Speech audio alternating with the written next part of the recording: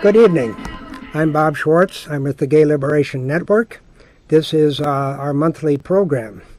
And I want to say, somewhat in response to what some of you may have just heard, that we in Gay Liberation Network are proud and openly gay men and lesbians. Tonight we want to talk a little bit about the strike that's been going on with the Chicago teachers. That's why you see the two of us here in red. We are declaring our solidarity with the Chicago teachers and the Chicago Teachers Union. I want to mention in that regard that there is a rally tomorrow at Union Park, at Ashland, Washington, and Randolph at noon. That's a rally that will be attended by members of the Chicago Teachers Union, supporters like ourselves. And I understand that there are teachers coming in from Milwaukee and other places to support Chicago teachers. Great. We think that we in Gay Liberation Network, and I think our guest for this evening, whom I'm about to introduce, would agree that this labor action, this strike by the Chicago teachers, is a monumental labor action. It has not only local but national implications. And a victory by the Chicago Teachers Union, by Chicago teachers, against the thuggish administration of Mayor Rahm Emanuel would be an extremely significant victory, and as I say, have national implications. What we've seen here is a bipartisan assault on public education. This is not something that Romney and Ryan and the Republicans are alone in bringing off. This is bipartisan. The race to the top is Obama's name for what Bush called leave no child behind. It's a corporate offensive against the public schools and against the labor organization of teachers. And make no mistake about it, this is bipartisan. It's being carried out here locally by Rahm Emanuel, but Democrats in the legislature voted for legislation that have made the task of the teachers union much more difficult. Well, we'll have an opportunity to speak more about that. This is a call-in show, but if you would hold your calls for about 10 minutes, it'll give us a chance to get into our program a little bit. Now, tonight I want to introduce Stephen Durham, who is the presidential candidate of the Freedom Socialist Party. We don't endorse candidates in Gay Liberation Network, but as you know, we've been extremely critical of the Democrats. You don't really have to criticize the Republicans too much in Chicago or on an LGBT program. It's taken for granted that the Republicans are no good, but we point out the systemic problems that are presented by the Democrats as well. So tonight we would like to talk about an alternative to voting for the candidates of the Democratic Party. So our guest, as I mentioned, is Stephen Durham, the presidential candidate of the Freedom Socialist Party. His running mate, who is not here, is Christina Lopez. And they are not on the ballot, but you can write their names in. So I'd like to give Stephen a chance to talk. We're considering alternatives to the candidates of the 1%, the candidates of the bankers and the warmongers. So why are you in town supporting the Chicago teachers? Well, first of all, I'm a trade unionist myself. For 20 years, I was in the Hotel Employees and Restaurant Employees Union in 3 different cities and 4 jobs. And I've been in a strike before. I was in a hotel strike in 1985 where 16,000 of us went out on strike, mostly immigrants and women in the New York City hotels. We took the streets of Manhattan without a police permit.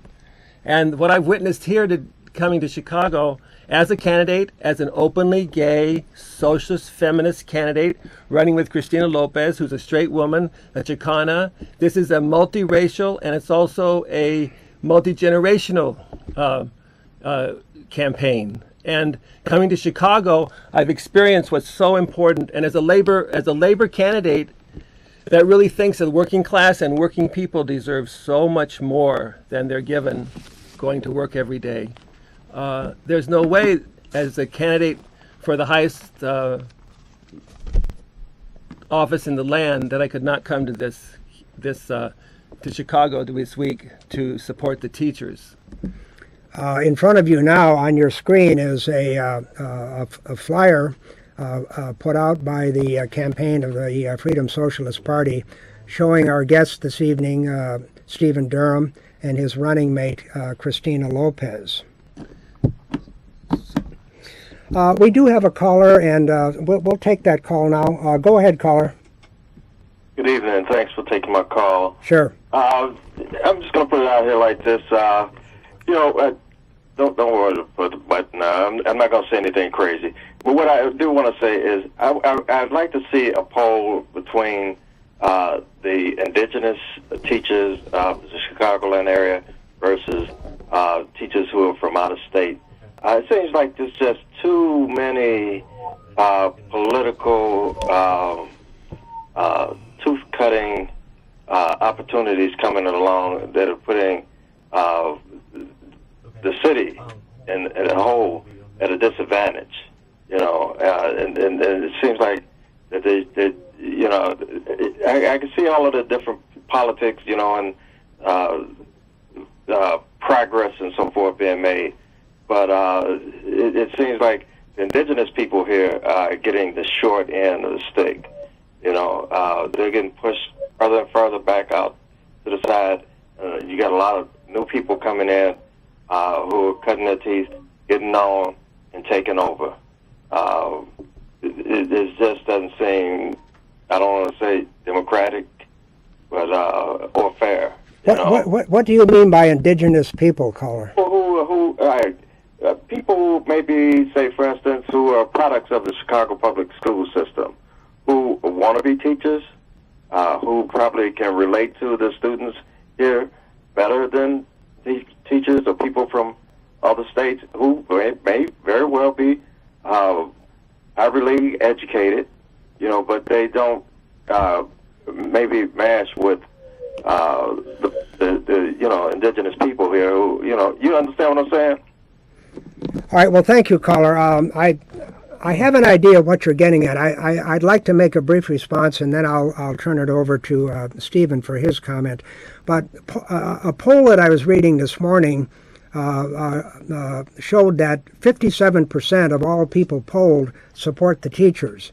Among African Americans and Latinos polled, the percentage was even higher, in the lower 60s. So there's overwhelming support from people that you describe as indigenous for the Chicago teachers. And I noticed that quite a few of the teachers are African American. I've noticed that quite a few of them are Latino, and some of them look like me, although most of them are a lot younger. But So I think there is a good diversity among the teachers.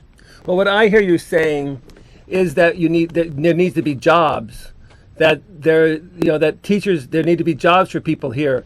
I don't know exactly what you're referring to, but I know that there's part of the Obama administration and the Democratic Party. They have the Teach for America program, which actually displaces unionized teachers and puts young people without an experience into classes, into the most needy schools. This is part of the destroying the education system, the public education system. But in terms of jobs, I'm running as president for the country on a campaign that says we should dismantle the Pentagon and use the money to create a jobs training and jobs program at union wages with childcare included. And what I hear most of you saying is that we need jobs, and whenever the system pits us against each other, one sector against another, youth against elders, straights against gays, people of color against whites, or people of color even against people of color, that's playing into the man's game. And we have to overcome the lack of jobs and the lack of opportunity by demanding that we have jobs for all, a full employment program. That's my response. That's what I heard you saying. Thank you. I heard the caller say something that may have suggested that there's a financial problem in coming to terms with the teachers, that the money isn't there. Well, one of the things that the teachers union has campaigned against is the expenditure of TIF money, tax increment financing, financial district money, for the hotel out in Hyde Park being erected by the billionaire Hyatt family. I mean, they need $5 million, like I need another eye here in the center of my forehead. This is money that could be spent to finance public education, and that's just one example. One example of money that's being spent to finance development by millionaires and billionaires in the city of Chicago. Okay, we have another caller. Joe, go ahead. You're on CAN TV. The bottom line is this. The Chicago Public Schools, they operate a $5 billion budget every year. And when you got bankers and business people sitting on that executive board, operating things, whatever, who do you think they're really going to take care of? They're going to take care of their pals in the corporate structure. And these charter schools, let's just call it like they are, all right? These charter schools are really corporate schools in which these businesses taking over so they can get a big chunk of that pie, whatever, that money going in their pocket. Every time there's some type of big construction around here in Chicago, who do you see always out front? Walls Construction Company. There's I think it's like 5 or 10 families in Chicago that run everything. And when it's all broken down, whatever, it's about building the wealth of the millionaires and cutting down in terms of the middle income. When you look at the teachers, they are middle income jobs, and they want to cut. The mayor is not really doing what the president said. The president said he wanted to try to grow the middle income. Already at least 3,000 jobs from the Chicago public schools have been cut because there's 50,000 children in charter schools, and they won't be happy until people that be educating children will they be working for no more than a buck and a bowl of rice. Okay, thanks, Joe. Stephen? Yes, it's a really good point. That there's a drive in Chicago, and the union is saying it started in Chicago, but it's gone all the way around the world. And I got a solidarity message today from Mexico and Oaxaca. Teachers there are struggling just like here against high stakes testing, against the closing of schools, and what it amounts to a privatization of education, the whole public education system, turning the education system into a profit-making motive, a profit Wall Street. You're completely right. As long as the 5 families or the people you cite really run Chicago, and it's in the interest of the big business and not in the interest of people, the education is not going to go forward. That's why the teachers in Chicago are so heroic in standing up. They are middle income, but they're not high-paid workers. They earn nothing compared to what the 1% earns. And one of their biggest complaints is that they don't have the resources they need in the schools. I was shocked to find out that there are 350 social workers for 400,000 students. And the teachers that I've spoken to here, they've talked about how they don't have books, they don't even have a principal. They say that it's 86 degrees in the class and it's 86% humidity. Children cannot learn. Yet if children fail tests, Mayor Rahm Emanuel and Obama, they want to close the school and make it into a money-making operation.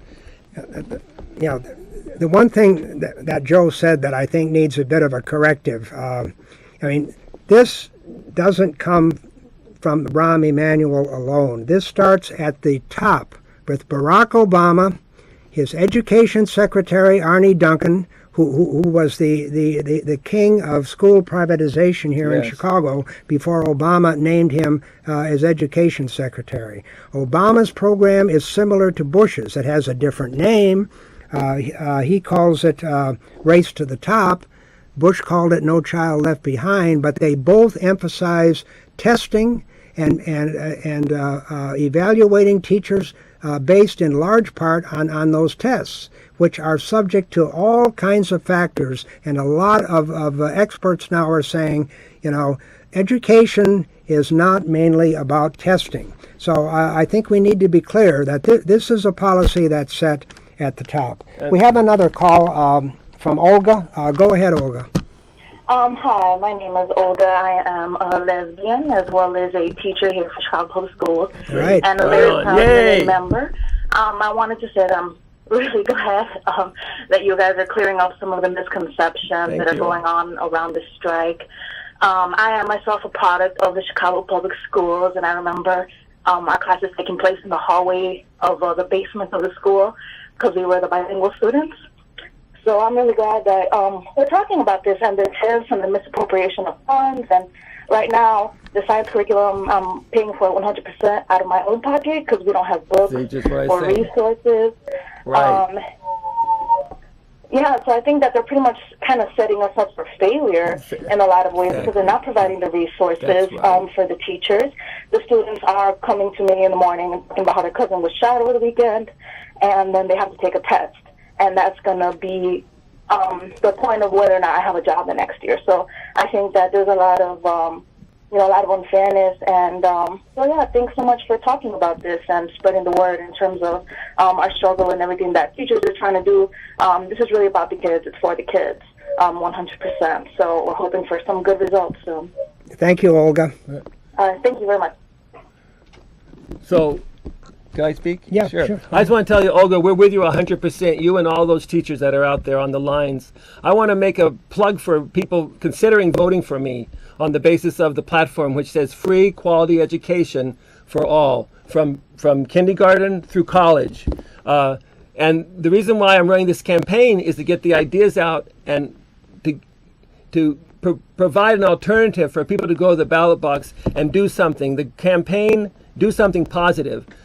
This campaign is positive and bold, and it's about, the slogan of the campaign is vote for the greater good instead of the lesser evil. As long as teachers and workers and people who have needs are voting for the Democratic Party, which is not a party that represents the working class and doesn't represent working people and doesn't represent teachers, as long as we vote for the Democratic Party, you're really voting for a continuation of the status quo. And I think it's very telling that that Bush had his No Child Left Behind, and then Obama comes with Race to the Top, and there's no substantial difference between it. So we have to break with the Democratic Party. We've got to go into the ballot booth in November and vote for what you want, and that's why we're running this campaign, so that people can vote for what they want. Can I mention my website? Yeah, please do. Good. The website is votesocialism.com. I really encourage you to go and look at it. And what I've seen from the teachers, in the last few days, I know the struggle is going to go beyond the election, in November. And that's what this campaign is about also. It's about building a movement to really fundamentally change things in this country and not make it possible for the Democrats to follow the Republicans, to follow the Democrats, but to have a real movement where people are involved in actions like have happened here in Chicago, this historic labor town, actions every day that will empower the community and empower students and empower workers and make a world of abundance rather than scarcity. They have us fighting for crumbs, and we have to just change our consciousness and understand that we create the wealth. The working people that sell their labor time, that sell their labor time and don't receive the full benefit of their labor. The wealth is there. We create it, and we could create so much more in a planned economy that really took in the needs of everybody. And that's what this campaign is about. So if you're interested, read the platform at votesocialism.com and vote not for me, vote for what I say. I'll stand by the program, the platform that I represent, me and Christina Lopez. Thank you. The Gay Liberation Network has a lot in common with what Stephen has just said. We don't talk very much about elections because we think elections don't change much.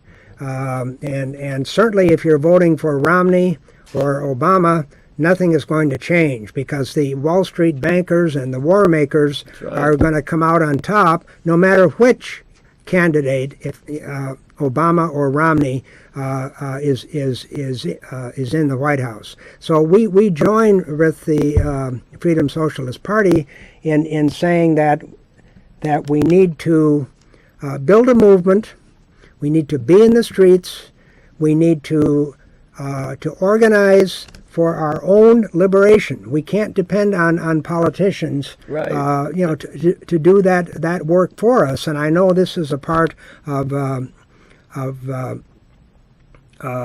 Stephen's message as well. People talk about Obama as the lesser evil. There's a lot of dissatisfaction with him, but then people will say, well, hold your nose and vote for him because he's a lesser evil. What's your response to that argument? In many ways, if you look historically at the Democrats, that's the greater evil. Because actually when Democrats are in power, more is taken away from people. Just one example is it was Clinton that did away with welfare. And the poor were attacked by the Democrats during Clinton. It was Clinton also that changed the whole economic structure of this country so that banks could actually take the huge risks and create the economic crisis. The voting for lesser evil isn't going to get us anywhere. It just keeps us tied to the Democrats. And actually, in this campaign, we're asking people to take that step. We've had enough. Now is the time to not let them use our votes to legitimize a system that does not educate, but a system that creates war. I mean, Obama has his kill list. Every day they sit down in the White House and the Pentagon and figure out who they're going to kill. He's NDAA, which is a piece of legislation which says that this government can assassinate U.S. citizens or any foreigner around the world. Is this the kind of world we want? So the point of the campaign is to break with the Democrats and the Republicans and vote for a future. Vote for what you believe in and what you want and what you have decided you deserve. Things were won the 8-hour day was won here in Chicago because workers, and they were radical workers. They were people with revolutionary ideas that said, we want the 8-hour day. That was a revolutionary idea. And I'll just end by saying that more for everyone is possible. That's why I'm a socialist, and that's a revolutionary idea. And what you can do in the next 8 weeks is research the different candidates, but look at my campaign and go and see what we have to say and then vote for something that you want. Don't hold your nose. Just break with the Democrats because they're an obstacle for us getting what we need. What's that website again? Votesocialism.com. Votesocialism.com.